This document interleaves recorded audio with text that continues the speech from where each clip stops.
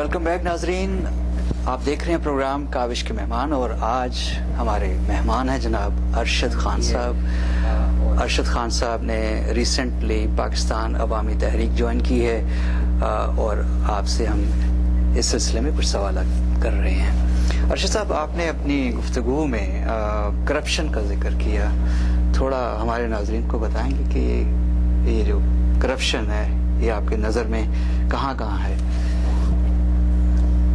बहुत बड़ा मौजू है करप्शन का। पाकिस्तान में जो करप्शन है कहा नहीं है, कोई शख्स आके बताए कि इस जगह पे करप्शन नहीं है। चपरासी से लेके अपर लेवल तक हर जगह करप्शन है। पाकिस्तान एयरलाइन का हाल देख लीजिए, पाकिस्तान रेलवे का हाल देख लीजिए, पाकिस्तान स्टील मिल का हाल देख लीजिए। ये तो बड़े इदारे हैं, सब कुछ तबाह कर दिया है। ये करप्शन की वजह से तबाह हुआ है। लोगों को जो हुकूमत आती है वो अपने लोगों को भर्ती करती है और बड़ी बड़ी मुराद दी जाती हैं।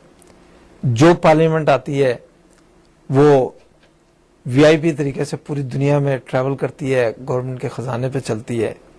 आप इदारों में चले जाएं, किसी भी इदारे में चले जाएं पाकिस्तान के, आपको बगैर पैसे के, बगैर रिश्वत के आप वहां पर अपना काम नहीं करा सकते। ये सारी करप्शन की बहुत सारी शक्लें हैं।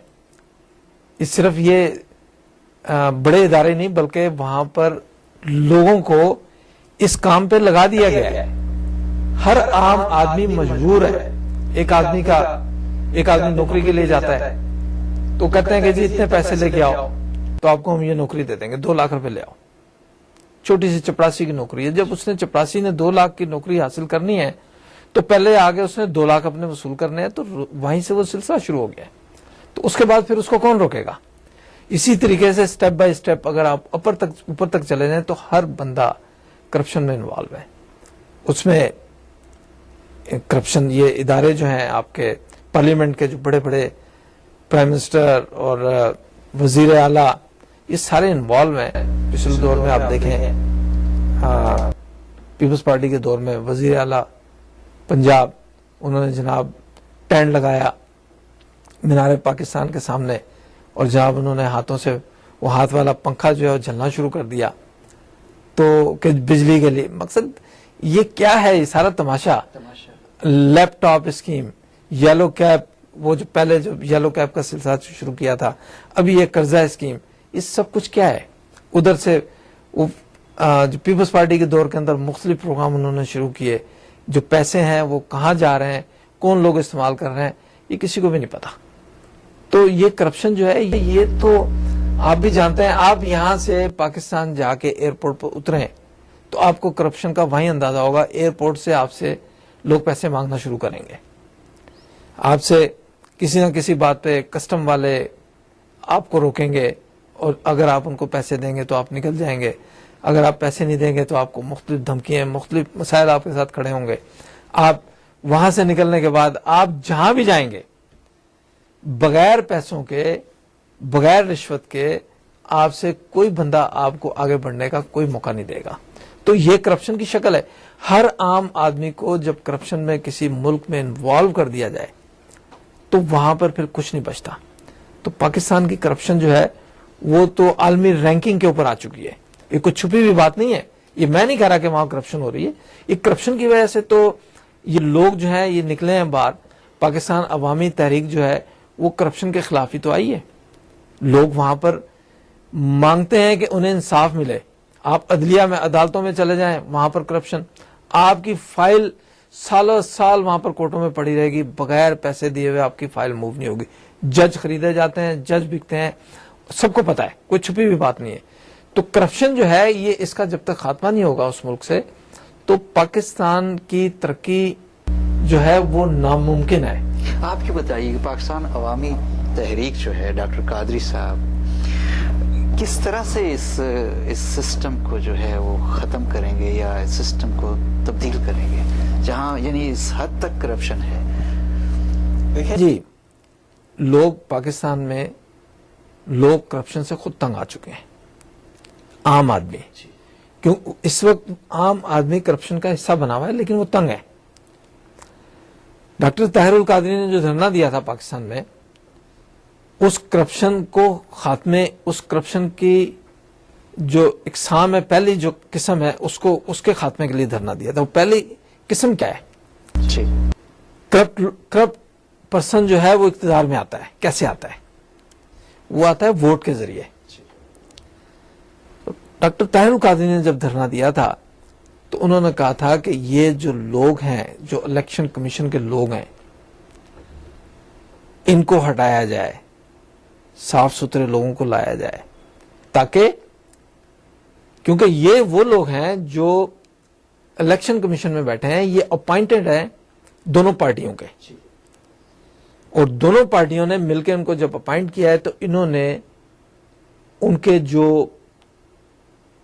زرد انڈے ہیں جسے کہنا چاہیے، وہ ان لوگوں کو اسمبلی میں بھجوا دینا ہے. ٹھیک ہے. اور ایسا ہی ہوا.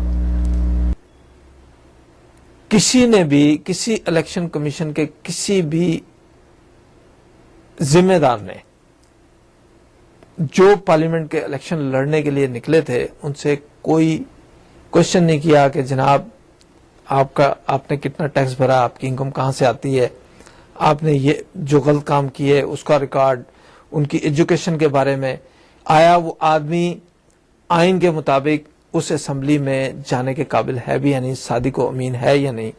تو اس قسم کے جب سوالات اگنور کریں گے یا نظر انداز کیے جائیں گے تو پھر اس کے بعد آپ خود اندازہ لگا سکتے ہیں کہ اسمبلی میں لوگ کیسے جائیں گے. ایک آدمی جس پر ایک الزام ہے کہ یہ آدمی چور ہے، وہ آدمی الیکشن لڑنے کے لیے جاتا ہے. آپ نے پیچھے مثالیں دیکھی ہوں گی کہ وہ ڈگری کیس کے اندر ایک شخص تھا، وہ جناب اس کی ڈگری جعلی تھی، کورٹ نے جناب اس کو وہ جعلی ڈگری لے کے اور جناب اسمبلی میں چلا گیا. بات ٹھیک ہے. مجھے اس آدمی سے کوئی اختلاف نہیں ہے، لوگوں کی اپنی ایک چوائس ہے، وہ جو چاہے کرے، لیکن میرا اختلاف یہ ہے کہ اگر ایک آدمی اہل نہیں ہے تو اس کو اس منصب کے اوپر نہیں جانا چاہیے. ہم اس کو روکنا چاہتے ہیں. تو وہ آدمی جب وہاں چلا گیا اور جب یہ ثابت ہو گیا کہ اس کے پاس جعلی ڈگری تھی، جو قانون تھا کہ اس ایجوکیشن کا آدمی اسمبلی میں آئے گا، اور اگر اس کے اوپر جعلی ڈگری ثابت ہو جاتی ہے تو وہ آدمی، اس کو جب نااہل قرار دے دیا گیا تو ایک نیا قانون بنا کہ نہیں جناب وہ ڈگری والا سلسلہ نہیں ہے، اب جو ہر آدمی آ سکتا ہے الیکشن کے لیے. اس نے دوبارہ الیکشن لڑا، اس بندے نے پہلے سے زیادہ ووٹ حاصل کر لیے. تو اب یہ ووٹ کس نے ڈالے تھے؟ یہ فرشتوں نے نہیں ڈالے تھے. یہ تو کرپشن کا ایک نمونہ تھا. وہاں پر اس ملک کے اندر لوگوں کی غربت کی وجہ سے یہ حالت ہو چکی ہے کہ چاول کی ایک پلیٹ کے اوپر بندہ ووٹ ڈال کے آ جاتا ہے. ایک پلیٹ آپ چاول رکھیں تو ووٹ ڈال کے آ جاتا ہے اس کے حق کے اندر. تو یہ جو غربت ہے، اس غربت کے ذمہ دار جو ہیں یہ افسر شاہی ہے، یہ پارلیمنٹیرین ہیں جو پاکستان کے پیسے کے اوپر، لوگوں کے پیسے کے اوپر بیرون ملک سفر کرتے ہیں، بڑے بڑے معاملات کرتے ہیں، لوگوں دوسرے ممالک سے جو امداد لی جاتی ہے وہ امداد پوری کھا جاتے ہیں، جو قرضہ لیا جاتا ہے پورا قرضہ کھا جاتے ہیں. تو لوگوں کے وسائل ہضم کر جاتے ہیں. تو یہ کرپشن کا ایک حصہ ہے. تو اس بنیاد کے اوپر جب کوئی شخص حکومت کرے گا تو لوگوں کا کیا حشر ہوگا؟ تو یہ جو ساری صورتحال ہے، اس کو روکنے کے لیے ڈاکٹر طاہر القادری نے یہ ایک بات کی تھی کہ آپ ان لوگوں کو، جو الیکشن کمیشن والے جو لوگ ہیں، ان کو تبدیل کریں اور الیکشن میں ان لوگوں کو لایا جائے، حصہ پارلیمنٹ کے الیکشن کے لیے ان لوگوں کو لیا جائے جو صادق و امین ہوں، جن کے اوپر کرپشن کے الزامات نہ ہوں، جن کی ایجوکیشن بہتر ہو. اور وہ سب نے دیکھا کہ کس طریقے سے ان حکمرانوں نے اس وقت ان کے ساتھ بات چیت کی، کتنی شدید شردی تھی. لوگ وہاں باہر بیٹھے ہوئے تھے، خواتین، بچے، مرد، بوڑھے، عورتیں، ہر قسم کے لوگ تھے وہاں پر. اور یہ لوگ جو وہاں پر حکومت کر رہے تھے، ان لوگوں کی آنکھوں کے اندر نہ کوئی شرم تھی، نہ کوئی لحاظ تھا، کوئی چیز نہیں تھی. انہوں نے جواب کہا ہاں جی ہم ایسا کر دیں گے، آپ جاؤ یہاں سے. اور وہ جب رخصت ہو گئے ڈاکٹر طاہر القادری کے پاس، اس وقت کوئی آپشن بھی نہیں تھا.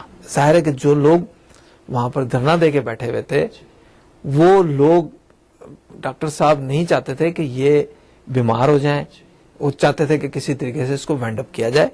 تو اب یہی سلسلہ تھا اور یہ یہیں سے اس کو روکنے کا سلسلہ کیا جائے گا کہ سب سے پہلے جو الیکشن کمیشن ہے، اصل فساد کی جڑ وہ ہے، اس کو ختم کیا جائے. جس دن آپ نے الیکشن کمیشن کے اندر صاف ستھرے لوگوں کو بٹھا دیا جنہوں نے منصفانہ طریقے سے اللہ کا خوف کرتے ہوئے اس ملک کی وفاداری کا حلف لیتے ہوئے اگر صاف ستھرے لوگوں کو اس سسٹم سے پاس کر کے اسمبلیوں تک جانے کی نوید سنائی، تو آپ یہ سمجھ لیں کہ پاکستان کا سسٹم شفاف ہو جائے گا. تو یہ پہلا ایک عمل ہے. اس کے بعد ڈاکٹر طاہر القادری یا پاکستان عوامی تحریک کا جو ایک منشور ہے، وہ اس منشور کے مطابق لوگوں کو اقتدار جو لوگ آئیں گے اگر وہ صاف شفاف طریقے سے معاملات کو چلائیں گے، کرپٹ لوگ نہیں ہوں گے، تو میں سمجھتا ہوں کہ پاکستان میں کرپشن کے راستے بند ہونا شروع ہو جائیں گے. یہ ایک دن میں تو نہیں ہوگا. انقلاب کے لیے بھی آج جب انقلاب کی بات کر رہے ہیں تو اس کا مطلب نہیں کہ کل انقلاب آ جائے گا. ڈاکٹر طاہر القادری نے انقلاب کی ویک اپ کال دی ہے لوگوں کو. آج ہم بھی جو بات کریں گے تو ہم لوگوں کو آج ہم یہاں پر لوگوں کو آرگنائز کرنے کے لیے نکلے ہیں یا لوگوں کو عوامی تحریک میں آنے کی دعوت دے رہے ہیں یا لوگ یہاں پر جو اس عوامی تحریک کو میں شمولیت اختیار کریں گے یا کر رہے ہیں، تو وہ اس کا مطلب یہ نہیں کہ کل انقلاب آ جائے گا. اس کے لیے ایک بھرپور جدوجہد کی ضرورت ہے. جس وقت دیکھیں گے دیکھا جائے گا، اس وقت انقلاب کے لیے کال دی جائے گی کہ اب لوگ جو ہیں باہر آ جائیں. انقلاب میں نے اکیلے نہیں لانا. یہاں پر امریکہ میں جو عوامی تحریک جو کام کرے گی انہوں نے انقلاب نہیں لانا، سب نے مل کے ایک جدوجہد کا حصہ بننا ہے. وہ جدوجہد جو ہے ڈاکٹر طاہر القادری کی شکل میں سامنے جب آئے گی لوگوں کے، تو لوگ جب لوگوں کو وہ کال کریں گے کہ آ جاؤ آج ٹائم ہے، اور اس ٹائم پہ جب لوگ باہر نکلیں گے تو وہ انقلاب ہوگا. اچھا خان صاحب، ڈاکٹر قادری صاحب کو شیخ الاسلام کہا جاتا ہے، تو کیا یہ ایک مذہبی سیاسی جماعت ہے پاکستان عوامی تحریک؟ شیخ الاسلام جو ڈاکٹر طاہر القادری صاحب کو کہا جاتا ہے، وہ ان کی اپنی ایک اسلامی جو ان کا ایک تشخص ہے اس کو سامنے لاتا ہے. اس میں کوئی شک نہیں کہ ڈاکٹر طاہر القادری ایک جید مسلمان علماء میں شمار کیے جاتے ہیں، اور ان کی بہت ساری کتابیں انہوں نے لکھی ہیں اسلام پر، اور انہوں نے ایک بڑا کام کیا ہے. منہاج القرآن کی شکل میں جو موجود ہے پاکستان میں 600 اسکول بنائے اور بہت ساری خدمات ہیں. لیکن پاکستان عوامی تحریک جو ہے وہ سیاسی جماعت ہے. اس کا اگر آپ منشور دیکھیں جو کہ میرا خیال ہے اگر آپ انٹرنیٹ کے اوپر جائیں تو وہاں پر منشور کی کاپی مل جائے گی. 2002 کی کاپی آپ دیکھیں، اس کے اندر واضح طور پہ لکھا ہے کہ یہ ایک بڑی وسیع البنیاد جماعت ہے، اور اس میں ہر طبقہ ہر مکتب فکر کے لوگ اس میں شامل ہو کر سیاست میں، پاکستان کی سیاست میں حصہ لیں. جو مذہبی جماعت ہوتی ہے، مذہبی جماعت آپ دیکھیں ان کے ہر جماعت کے ساتھ کسی نہ کسی طریقے سے اسلام کا، مذہب کا، علماء کا نام لگا ہوا ہے. اگر آپ مسلک کے اعتبار سے جائیں، فقہ جعفریہ ہے، ایک مذہبی جماعت ہے پاکستان میں، سیاست کر رہی ہے. جماعت اسلامی ہے، سیاست کر رہی ہے آپ کے، لیکن وہ مذہبی ہیں. ٹھیک ہے. آپ کے مولانا فضل الرحمان کی وہ جمعیت علماء اسلام ہے میرا خیال ہے، فے گروپ، ایک دوسرا جمعیت الاسلام پاکستان اسلام ہے. یہ ساری جماعتیں جو ہیں یہ اسلامی جماعتیں ہیں. اچھا، ان جماعتوں کے اندر جو فقہ جعفریہ ہے تو اس میں خاص مسلک کے لوگ ہیں. اسی طریقے سے اہل حدیث ایک جماعت ہے، اس میں ایک خاص مسلک کے لوگ ہیں. اسی طریقے سے اگر آپ دیکھیں کہ علماء اسلام مولانا فضل الرحمان کی، اس میں سنی ہے. دوسری جو پاکستان علماء اسلام ہے ایک اور ہے، یہ تو فضل الرحمان کی، اس میں جو ہے وہ دوسرا گروپ ہے، اس گروپ کے لوگ اہل حدیث گروپ کے لوگ ہیں، وہ اس میں نہیں جا سکتے، وہ اس میں نہیں جاتے. تو یہ مذہبی جماعتیں ہیں. اچھا، اس میں جن لوگوں نے جانا ہے وہ صرف اپنے اپنے مسلک کے اعتبار سے اس میں جائیں گے. ناظرین ایک بریک لیتے ہیں اور پھر اس کے بعد پروگرام جاری